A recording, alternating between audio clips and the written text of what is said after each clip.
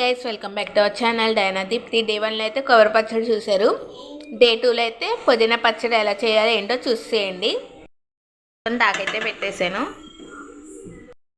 తీసుకోకుండా 4 స్పూన్లు అయితే నువ్వుపప్పు అయితే బ్రౌన్ కలర్గా అయితే వేపుకోవాలి. కలర్గా వేగాలి కాబట్టి వేగిపోయింది. ఇప్పుడు నేను ప్లేట్లోకి తీసుకుంటున్నాను. కడాయిలో కొంచెం అయితే ఆయిల్ అయితే వేసుకోవాలి.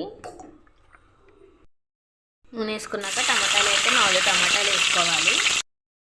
ఇంత పచ్చిమిర్చి, ఎల్లుల్లిపాయలు, ఇంత సాల్ట్, పసుపు. నువ్వుపప్పు అయితే చల్లారిపోయింది కదా, మిక్సీలో మెత్తగా ఆడుకుందాం. వేగింది కదా, పుదీనా అయితే వేసేస్తున్నాను. వేసాను. ఒక 5 మినిట్స్ ఉండి కట్టేయడమే, ఇంకా మిక్సీ పట్టేసుకోవాలి. ఇప్పుడు నేను చూపించిన విధంగా అయితే మిక్సీ పెట్టుకుంటే ఇదన్నమాట. అయితే కట్టేసాను. ఇది చల్లారవ్వాలి. ఒక 5 మినిట్స్ అయితే దీన్ని రెస్ట్ ఇచ్చేద్దాం. అయితే చల్లారిపోయింది. ఇప్పుడైతే మిక్సీ పెట్టేద్దాం. అది కూడా వేసి మిగతాది కూడా పెట్టేద్దాం.